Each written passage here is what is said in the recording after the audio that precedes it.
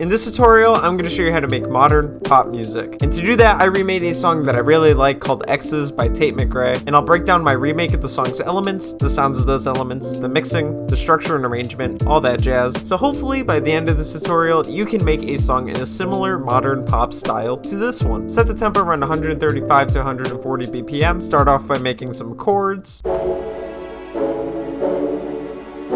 This is just a simple progression of chords, but in a quick pattern like this that finishes within 2 bars. I used 3 presets to accomplish this sound. I used this Vital preset from BushaZ's Vital Sound Bank Volume 3, this Vital preset from the same sound bank, and then this string preset from Flex.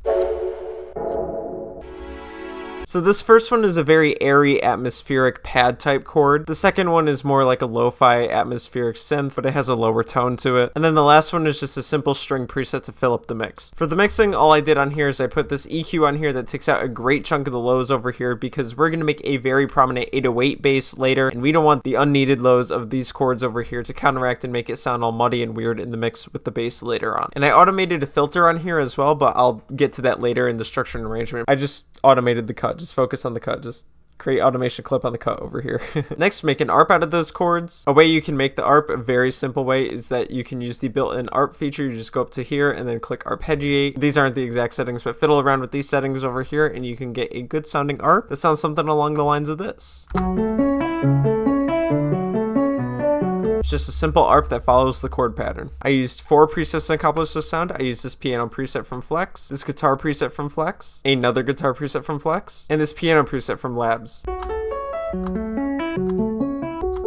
So focus on getting pretty natural sounds for this. I would say more guitar and piano oriented. Generally pairing this with the synth from earlier will make it sound very modern and pop forward in the mix. It's a trend a lot of people are making in songs right now. It's a more natural acoustic oriented sound paired with a more synthetic synth sound. Sounds pretty cool when you combine them together if you ask me.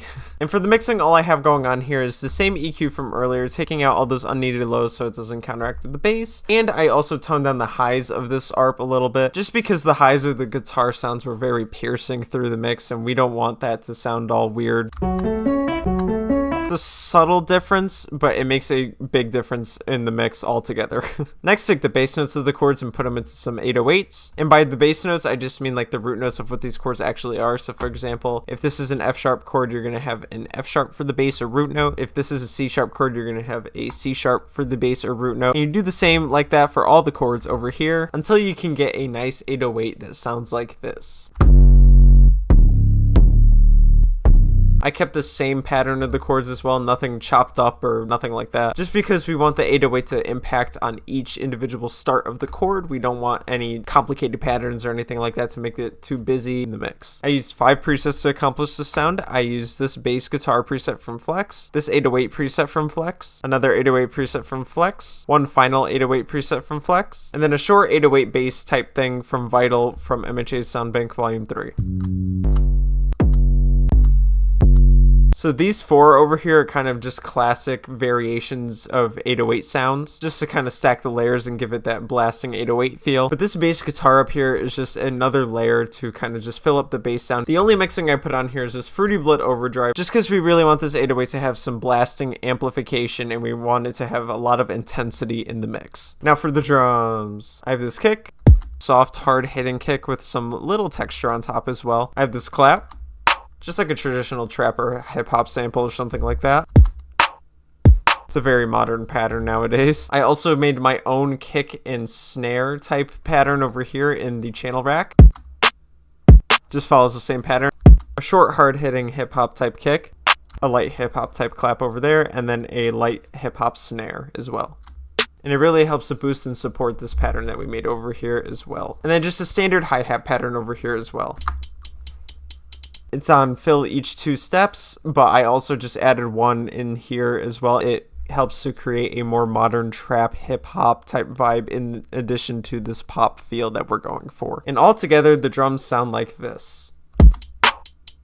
And the only mixing that I did on these drums is a standard Fruity Blood overdrive thrown in here just because we want these drums to have a lot of impact. Similar to the 808, we want a lot of impact and a lot of intensity in the mix. Now for some effects, I have a weird background guitar thing.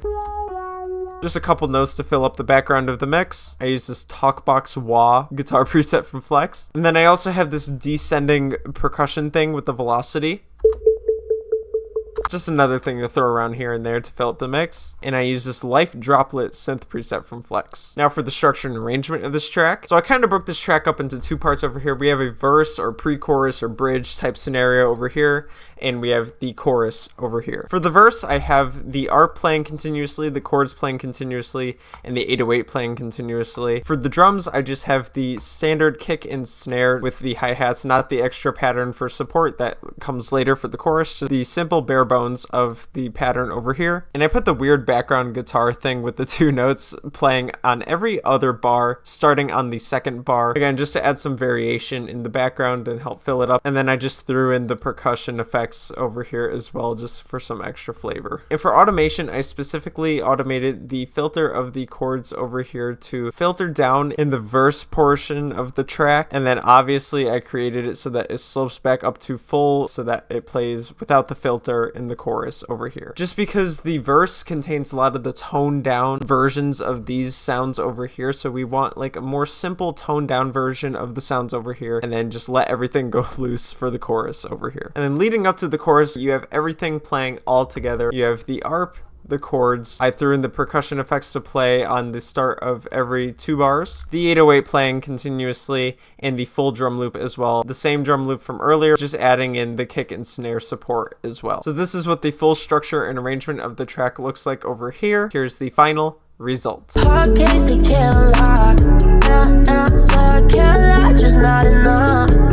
Let's just say it is what it is, and was what it was. It's to my list. Sorry, sorry that you love me. Change my mind up like a origami. Oh, I'm sorry, sorry that